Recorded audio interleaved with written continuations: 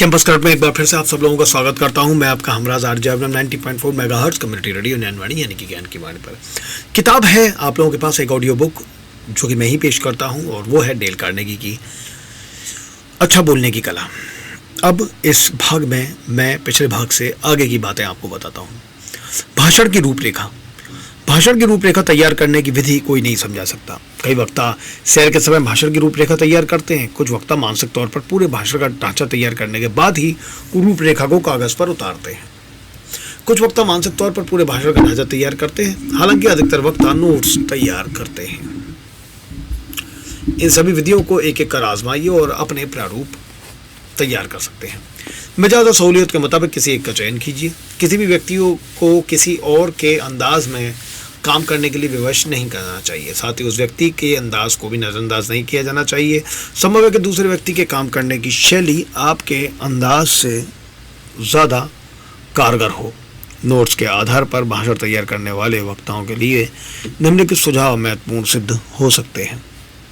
पर्याप्त अध्ययन और विचार के बाद एक अलग पन्ने पर विषय के मुख्य विचारों का क्रम तैयार कीजिए। जिस तरह विषय को प्रस्तुत करने के लिए पुस्तक की विषय सूची तैयार की जाती है, उसी तरह के भाषण के विचारों का क्रम होना चाहिए। इस प्रकार वक्ता के लिए विचारों को स्पष्ट रूप से प्रस्तुत करना आसान हो जाता है।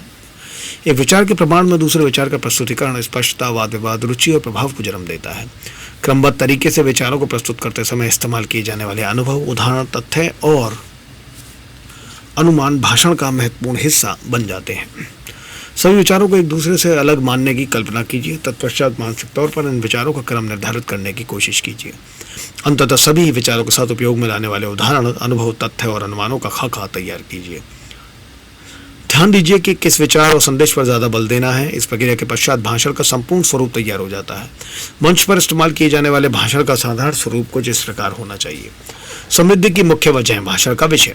समृद्धि का अर्थ क्या होता है? समृद्धि का वरदान धरती में छुपा हुआ है। अमेरिका में अतुल्य कृषि विकास, कृषि में विकास के नए सिद्धांत, कृषि उत्पादों की बेशुमार कीमत, व्यापार पर कृषि विकास का सकारात्मक प्रभाव, अन्य देशों में विकास का प्रभाव, देश की निजी अर्थव्यवस्था में मजबूती, बड़े कारोबार और बैंकिंग क्षेत्र का नियंत्रण, विदेशी बाजारों के लिए नजरिए में बदलाव और समुद्री जलपोतों का आधुनिकीकरण समृद्धि के महान उदाहरण है। इस प्रकार मुख्य बिंदु निर्धारित कर भाषण की रूपरेखा तैयार की जा सकती है। स्पष्ट तौर पर इन सभी मुख्य बिंदुओं का विस्तार किया जा सकता है। साथ में उदाहरण, अनुभव, मुहावरों और अनुमानों को जोड़ा जा सकता है।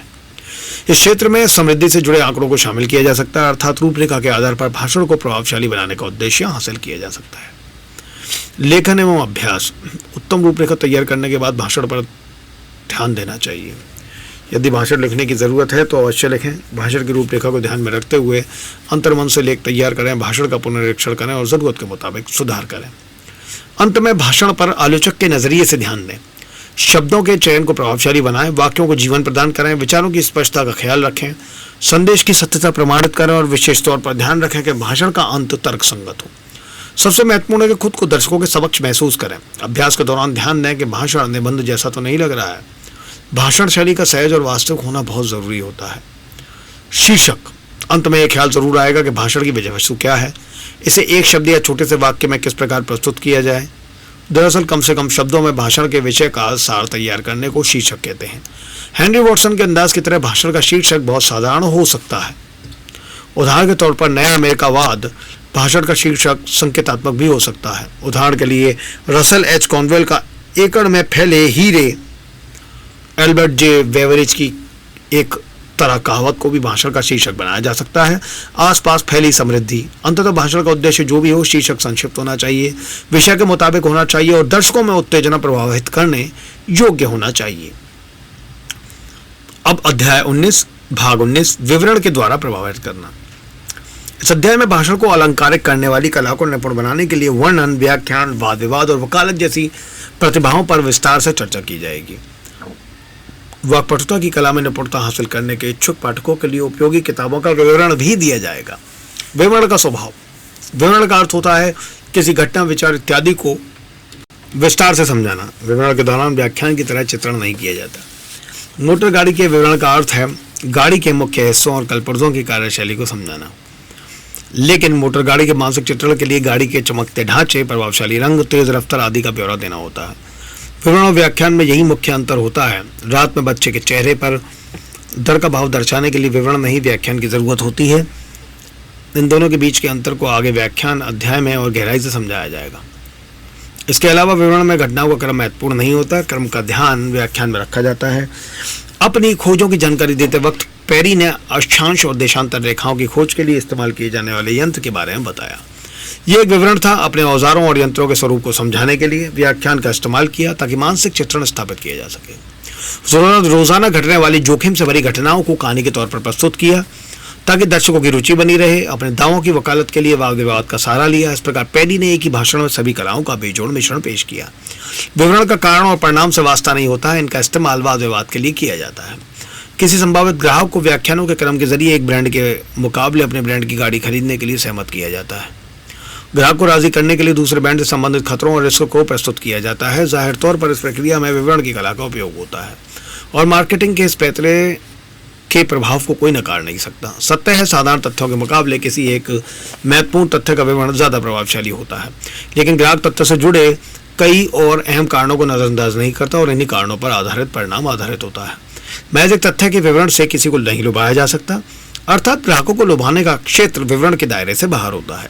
विवरण पूर्ण रूप से बुद्धि संबंधी प्रक्रिया है, इसमें भावना के लिए कोई स्थान नहीं होता है। विवरण का महत्व सामान्य भाषा में प्रस्तुत तथ्य का अर्थ स्पष्ट समझ में आता है। साधारण भाषा में उलझने की संभावना कम होती है और यही विवरण का महत्व है। विवरण की कला में निपुण होने के लिए विचार स्पष्ट होने चाहिए। लेखक से एक बहुत ही पेचीदा सवाल पर स्पष्टीकरण की मांग रखी गई, तो लेखक ने जवाब में कहा, वैसे आप किस सवाल पर मुझसे स्पष्टीकरण नहीं मांगते? अब कुछ धारणाएं स्पष्ट परिभाषा को नकारने लगी हैं, लेकिन ऐसे अपवादों की शरण में नहीं जाना चाहिए। याद रखें, एक परिभाषा नाकाम होने पर दूसरी परिभाषा तैयार की जाती है। कभी कभी लगता है कि विचारों की कला पर दक्षता हासिल हो गई है, लेकिन जब विचारों को प्रस्तुत करने का समय आता है तो स्पष्ट विचार धुंधला जाते हैं। इस प्रकार उत्तम विवरण का अर्थ है विषय की स्पष्ट समझ। प्रभावशाली ढंग से प्रस्तुतिकरण के लिए विषय की स्पष्ट और संपूर्ण जानकारी जरूरी होती है। जे बर्ग ऐसा भी नहीं कहा है, इस रास्ते के दोनों ओर गड्ढे हैं। ऐसे कम व्याख्यान वाले विचारों से दर्शकों में वक्ता के प्रति शंका का भाव पैदा होता है। स्पष्ट तौर पर समझ न आने वाले प्रश्न पर वाद विवाद करने से लाभ नहीं होता। क्या कभी ऐसा हुआ है कि आप कुछ और बोल रहे हो और आपके मित्र कुछ और ही समझ रहे हो?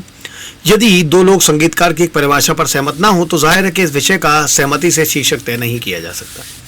रास्ते के दूसरी तरफ का गड्ढा खाई समान होता है, यानी किसी विचार का बहुत ज्यादा व्याख्यान करना। विचार के बहुत ज्यादा व्याख्यान से भी दर्शकों को ठेस पहुंचती है। दर्शकों को ऐसा एहसास नहीं कराना चाहिए कि उन्हें विषय से संबंधित कोई जानकारी ही नहीं है। ज्यादा व्याख्यान से दर्शकों में कुछ ऐसा ही भाव पैदा होता है, अर्थात भाषण देते वक्त सामान्य और विशेष मुद्दों पर दर्शकों के संभावित ज्ञान का अनुमान होना चाहिए। व्याख्यान को बहुत ज्यादा सरलता प्रदान करने में मूर्खता का प्रदर्शन होता है और व्याख्यान की बेवजह विस्तार से ऊर्जा की बर्बादी होती है। वर्णन के उद्देश्य ये साफ हो गया है कि विचार के वर्णन से वक्ता और दर्शकों के बीच वैचारिक संबंध स्थापित होता है। वर्णन के जरिए भाषण में आगे प्रस्तुत किए जाने वाले तथ्य, विचार, अपील और वाद विवाद के लिए आधार तैयार होता है। वर्णन के प्रभाव को स्पष्टता, शुद्धता, सत्यता, एकता और आवश्यकता जैसे स्थिर मानकों के आधार पर प्रमाणित किया जाता है। वर्णन के प्रभाव की व्याख्या कभी नहीं भूलनी चाहिए। इसका उपयोग केवल वर्णन के उद्देश्यों के लिए नहीं बल्कि निम्नलिखित के भी लिए किया जाना चाहिए, यानी कि वर्णन की प्रणालियां। वक्ता द्वारा इस्तेमाल की गई वर्णन की विभिन्न प्रणालियां किसी न किसी मोड़ पर एक दूसरे से प्रभावित होती हैं। यदि एक प्रणाली दूसरे से मिलती नहीं हो तो उसे प्रभावित जरूर करती है। कई मौकों पर एक प्रणाली दूसरी के साथ चलती है। परिभाषा वर्णन की प्रचलित विधि है। निसंदेह इस बात का विशेष ख्याल रखना चाहिए कि वर्णन के लिए तैयार की गई परिभाषा को समझाने के लिए कई और परिभाषाओं की जरूरत ना पड़े। परिभाषा की भाषा बहुत स्पष्ट और संक्षिप्त होनी चाहिए। परिभाषा में ज्यादा शामिल करना या ज्यादा छोड़ देना भी ठीक नहीं होता। परिभाषा का सामान्य उदाहरण निम्नलिखित है। वर्णन के लिए परिभाषा में विषय के स्वभाव, महत्व और चरित्र के साथ विचार और विचारों के समूह के अभिप्राय को प्रदर्शित करना चाहिए। ये कही है आर्लो बैट्स ने। परिभाषा के विस्तार के लिए विरोधाभास और प्रतिपक्षता का भी प्रभावशाली ढंग से इस्तेमाल करना चाहिए। उदाहरण के तौर पर निम्नलिखित वाक्य में उक्त परिभाषा अनुकरण प्रस्तुत किया गया है। व्याख्यान के मुकाबले वर्णन के जरिए सीधे तौर पर विषय के अर्थ और अभिप्राय को प्रदर्शित किया जाता है। विषय के स्वरूप से इसका वास्ता नहीं होता।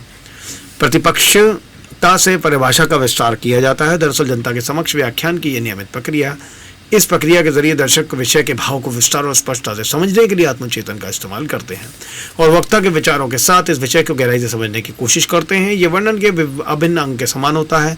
विषय से संबंधित तथ्यों के विस्तारपूर्वक वर्णन से संबंध तथ्यता बढ़ती है। दोबारा लेकर आता हूँ आप लोगों के पास अगला भाग ज्ञानवाणी 90.4 मेगाहर्ट्ज पर।